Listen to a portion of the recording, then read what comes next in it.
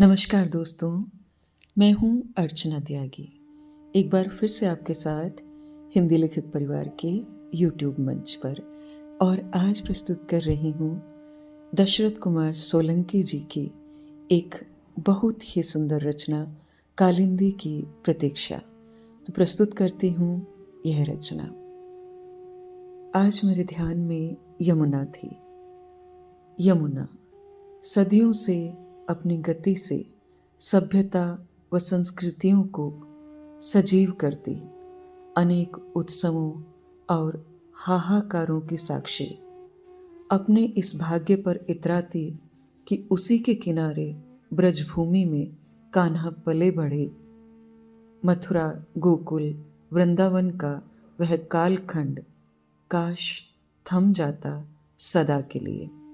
क्या प्रभु अपनी बनाई इस दुनिया के किसी खंड को सदा के लिए स्वर्ग बनाए नहीं रख सकते थे? या वे भी विधाता की किसी इच्छा के अधीन थे? शायद हाँ।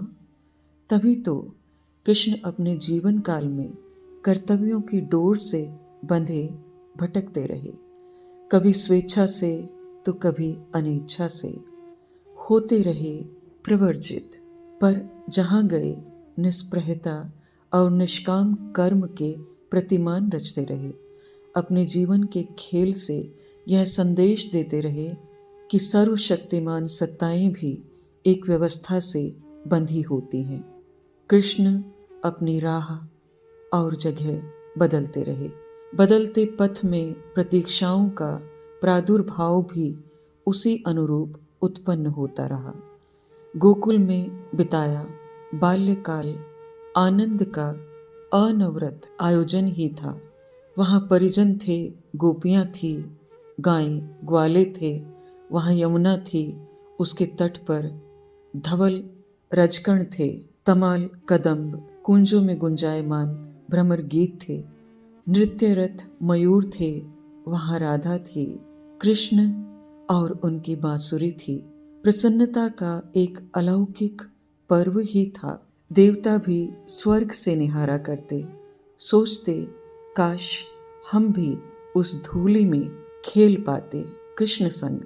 कदम्ब की नीची होती डाली से लटक कर चढ़ जाते ऊपर, माएँ ढूंढती, हम छिप जाते, फिर चुपके से आकर उनकी आंखों को अपने हाथों से बंद कर देते, उनके असमंजस को अपनी खिलखिलाहट में विलीन कर देते, धन्य हो जाते, कृतकृत्य हो जाते।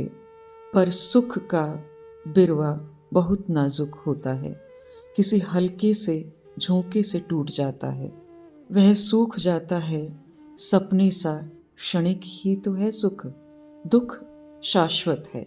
सुख की हल्की लकीर प्रकट होती कि पुनः दुख के बादल होने लगते घनीभूत। मानव जीवन ऐसा ही तो है। इसीलिए तो दुख से मुक्ति और परम आनंद की प्राप्ति मानव की सर्वोच्च चेतना के लिए सदैव अभिष्ट रहे हैं।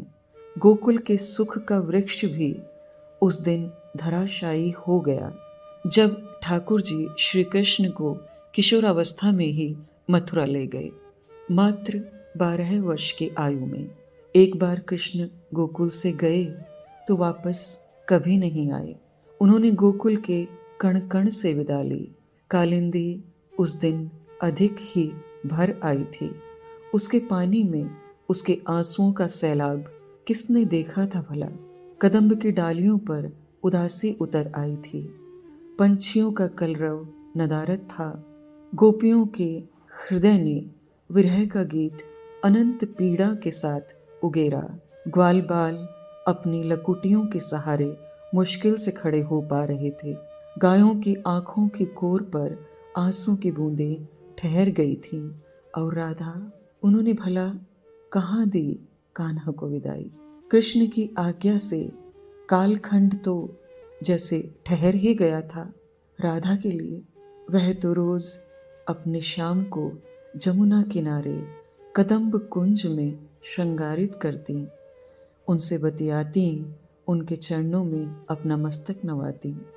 कृष्ण ने किसी को वचन नहीं दिया था वापस आने का। राधा को अवश्य संकेत किया था, मैं आऊँगा, पर कृष्ण के आऊँगा के निहितार्थ व्याख्या से परे थे। आखिर सदेह आना ही तो आना नहीं होता।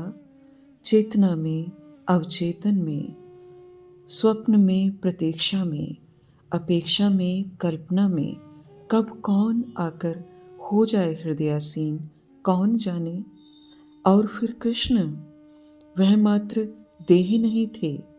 मानवीय स्वरूप में वे एक जगह अवश्य होते, पर चैतन्य स्वरूप में हर जगह व्याप्त थे।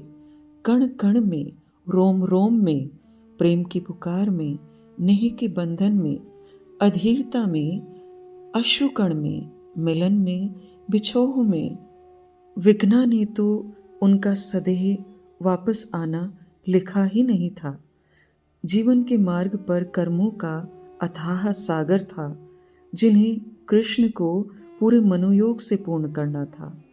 कृष्ण होना इतना सरल भी तो नहीं। गाय, गोपी और ग्वाला के साथ लीलाएं इतनी ही लिखी थीं शायद। अब मथुरा, हस्तिनापुर, इंद्रप्रस्थ, द्वारका, कुरुक्षेत्र, प्रभास के विभिन्न पड़ाव तथा छल, बल, नीति और गीता के साथ होना था उन्हें संबद्ध। अंततः बरा के बाण से बिंध जाना था। मनुष्योचित धर्म के सारे कारण पूरे कर संसार रूपी अर्जुन को संदेश देना उनका प्रयोजन था। कलिकाल के द्वार पर द्विध में खड़े हतप्रभ मानवता की राह में कुछ दीप प्रज्वलित करने ही तो आए थे वे। हाँ, आज मेरे ध्यान में यमुना थी। यमुना अर्थात कालिंदी। कल कल मौन था और वेग निष्प्रयोज्य। 5,000 से अधिक वर्ष पहले कान्हा उनसे विदा ले गए थे। आज तक वह उनके दर्शन को प्रतीक्षारत है। इस प्रतीक्षा में उनकी काया क्षीण हो गई और चाल निस्तेज। पर कृष्ण ने गोकुल में मात्र यमुना से ही तो विदाई नहीं ली। वहाँ लोग थे, गौ, गोपाल, गोपियाँ थी, कदम्ब कानन था, तमाल वृक्ष थे, मोर, पपीहे थे और हाँ, राधा भी थी। पर समय के इस क्रम में सबकी प्रतीक्षाएं उनके जीवन के साथ समाप्त हो गई। सब अपनी जीवन लीलाएं समाप्त कर गोलोकवास कर चुके थे। वे सब विदेही होकर कृष्ण रूपी समुद्र में समाहित हो चुके। राधा रानी भी। बस प्रतीक्षा अधूरी थी तो कालिंदी की। उसका सुदीर्घ जीवन काल इस प्रतीक्षा की पूर्णाहुति नहीं कर पाया। उन्मन और विकल यमुना, कहाँ कदम्ब और कहाँ वे नटखट कान्हा, सब अनंत काल में समा गए। पीछे छोड़ गए एक अंतहीन प्रतीक्षा। उनकी जल देह में रोज परछाई उभरती है कृष्ण की। वह अपने अनुरागी अश्रुकण से उन्हें नहलाती है और फिर बहने लगती है। कुछ पानी तो कुछ आंसू लिए। उसे पता है कृष्ण की प्रतीक्षा व्यर्थ है, पर अब वह इस प्रतीक्षा या विराम के लिए अपने जीवन की पूर्णता हेतु प्रतीक्षारत है। बूंद बूंद कर क्षीण होती जा रही वह हृदय से ही नहीं, देह से भी घटती जा रही है।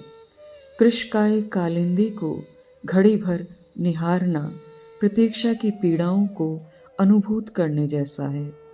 जैसे कृष्ण संग सब प्रस्थान कर गए, अपनी लीलाओं को रचकर समेट कर एक वह रह गई, सबकी स्मृतियों का भार स्वयं में धारे। वह भी समेट रही स्वयं को, कोई संकल्प धारण कर लिया है प्रतीत होता है। सुख की घड़ियों को तो वह पुनः कैसे लौटाएं, इसलिए स्वयं को जैसे लौटा लेना उचित समझा उसने। हाँ, बताया उसने मुझे कि सदियों के प्रवाह ने उसे क्लांत कर दिया है और कृष्ण की प्रतीक्षा में उसे अब कोई आश्वस्ति दृष्टिगोचर नहीं होती। कालिंदी में पानी का परिमाण कम हो रहा है। जो कुछ बह रहा वह उसके आंसुओं का प्रवाह है। पानी चूकने को है उसका, फिर जो कालिंदी बहेगी वह उसके अश्रु कणों पर ही निर्भर होगी। कालिंदी का क्रंदन भी कब तक रह सकेगा? आंसू भी तो एक दिन चूकेंगे ही। उस दिन कालिंदी पुनः कालिंद में समाहित हो जाएगी। उस दिन, हाँ उस दिन कृष्ण की उसकी प्रतीक्षा भी समाप्त हो जाएगी। यह थी दशरथ कुमार सोलंकी जी द्वारा रचित एक सुंदर रचना कालिंदी की प्रतीक्षा। मैं आशा करती हूँ मेरी आवाज़ में यह रचना आपको अवश्य लुभा गई होगी। कहानी को लाइक करें, कमेंट करें और अन्य साहित्य प्रेमियों के साथ साझा भी अवश्य करें। ऐसी ही और सुंदर रचनाएं सुनते रहने के लिए चैनल को सब्सक्राइब करें। मैं अर्चना त्यागी अब आपसे विदा लेती हूँ। फिर मिलते हैं एक और सुंदर कहानी के साथ बेहतरीन कहानियों के सफ़र में। धन्यवाद। अगर आपको रचना पसंद आती है तो लाइक और कमेंट्स ज़रूर करें और शेयर कीजिए।